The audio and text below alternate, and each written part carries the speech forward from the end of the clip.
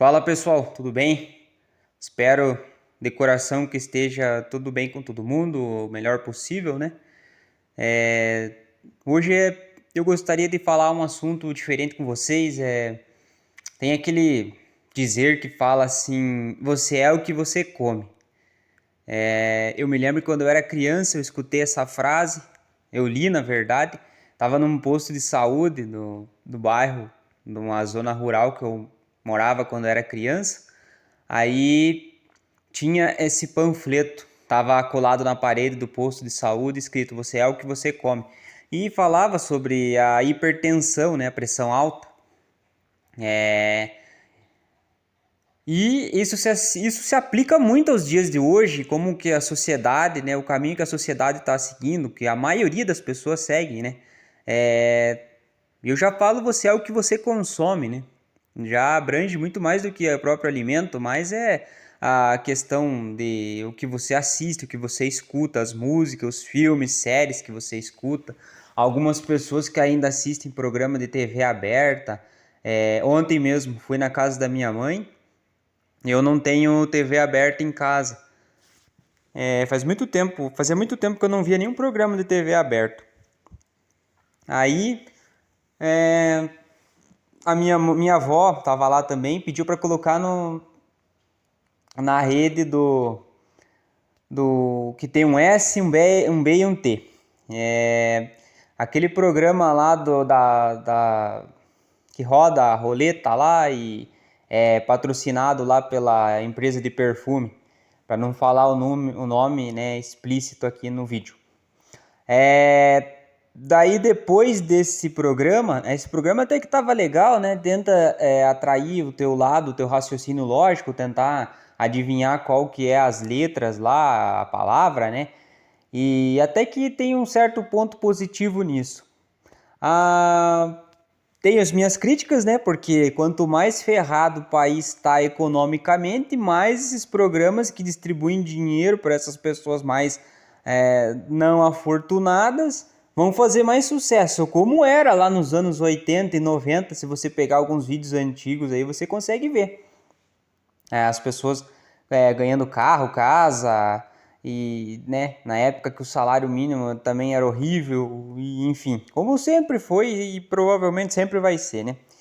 Depois desse programa, começou um outro programa, logo depois dessa roleta. E uma desses quadros desse programa se chamava Namoro na TV. E era um maluco lá, chegou um cara todo tatuado, parecendo um funkeiro, e dele tinha que escolher, eles erguiam a porta, tinha 3 portas assim, e daí aparecia um pouco de cada mulher para ele escolher lá. Eu acabei, como tava a televisão no mudo, eu acabei não entendendo o que eles estavam falando. Mas, cara, só de ver um ambiente daquele, um programa daquele, realmente. Não vou aqui. Cada um faz o que quer da vida, mas é um tipo de programa que remete a tempos atrás, onde a capacidade cognitiva das pessoas estava sendo controlada por esse tipo de programa, de entretenimento. Como que o cara escolheu a moça lá de uma forma, no mínimo duvidosa, mostrando uma sensualidade e coisa e tal. Como que nesse ponto, naquele ponto do programa, ninguém chama aquele cara de machista, usando as meninas como, sei lá, um objeto. Aí não existe machismo, né? O machismo para esse tipo de coisa não existe. E eu assistia aquelas cenas, eu fiquei vendo e davam outras pessoas assistindo ali e tal, e eu fiquei ali pensando, cara, que é isso, velho? Esse é que as pessoas assistiam no começo dos anos 2000, nos anos 90, esses programas da TV aberta eram ridículos. Quadros com banheira lá, e né, vocês já devem saber do que eu tô falando. É simplesmente surreal. Aí você entende por que a geração passada ela ficou com os valores deturpados, a capacidade cognitiva dessas pessoas parece que é um pouco menor por esse tipo de coisa. Você é o que você consome. Literalmente. Tanto na parte alimentícia, como eu falei, quanto na parte do que você escuta, do que você assiste, né? O ambiente que você mora. Esse é essencial, o ambiente que você mora. Se o ambiente que você mora é um ambiente sujo, desorganizado, com muito barulho, a tua visão de mundo ela vai ficar limitada àquilo, como foi no passado, passando de geração para geração. Hoje em dia, essa geração mais nova, a gente tem acesso à tecnologia, mesmo uma pessoa que mora num ambiente totalmente hostil, e desse que eu falei, com sujeira, com criminalidade alta, produtos proibidos aí sendo vendidos na porta da casa, né? A pessoa acessa o celular dela, um computador, qualquer coisa, nem que seja na escola, numa biblioteca, de um amigo, e ela consegue ver que o mundo é muito mais do que aquilo que ela tá ali vendo no dia a dia.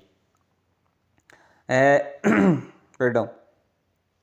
Esse tipo de programa, como eu falei, e também agora já se expandiu para outras realidades, né? outras mídias sociais, se você se fecha naquele ambiente tóxico que vai fazer você ficar se limitando àquele pensamento raso, a tua vida vai ser aquela. Volta a dizer, você é o que você consome. Você acha que pessoas que são bem-sucedidas, grandes investidores, empresários, e eu digo isso do mundo inteiro, eles consomem esse tipo de coisa? Vocês já ouviram algumas histórias, provavelmente já viram falar que o cara lá, o tráfico que vende os entorpecentes, os produtos proibidos, ele não quer que os familiares dele, filhos e coisa e tal, consumam o próprio produto que ele vende, que é o ganha-pão dele. A questão acontece na mesma coisa dessas corporações. Na maioria das vezes, as próprias pessoas que são donas desses conteúdos, elas não querem que os seus filhos, seus netos, pessoas próximas, se utilizem desse tipo de conteúdo, né? Volta ao caso, como eu falei, dos entorpecentes. Quem vende isso geralmente não quer que o familiar, que um filho, que um irmão use daquele produto. Isso vale, né, nesses outros âmbitos também. Eu ouvi uma conversa um tempo atrás, né? Como a gente acaba... Eu não sou muito de ler, eu gosto muito de escutar. Eu coloco o vídeo assim no YouTube, eu gosto muito. E vou fazendo as coisas escutando, sempre tentando escutar algum vídeo que vai trazer algum tipo de conhecimento, né? Algo novo para você. Assuntos, né? Você vai entendendo sobre política, sobre economia, sobre tudo o que está acontecendo, né? De forma no teu estado, no Brasil, no mundo inteiro, né? É sempre bom. E também ver vários pontos de vista, não se feche naquela bolha, sempre veja. Se você é uma pessoa mais da direita, veja vídeos de pessoas que são de esquerda para entender o ponto dela. Se você é uma pessoa de esquerda, veja como a direita também funciona. Não se feche. Veja várias opiniões.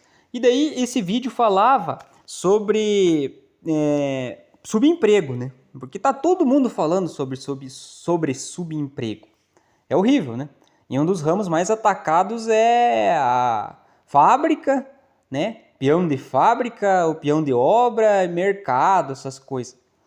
E falava sobre colega de trabalho, que eles podem ser mais tóxicos ainda do que o próprio trabalho em si e a chefia.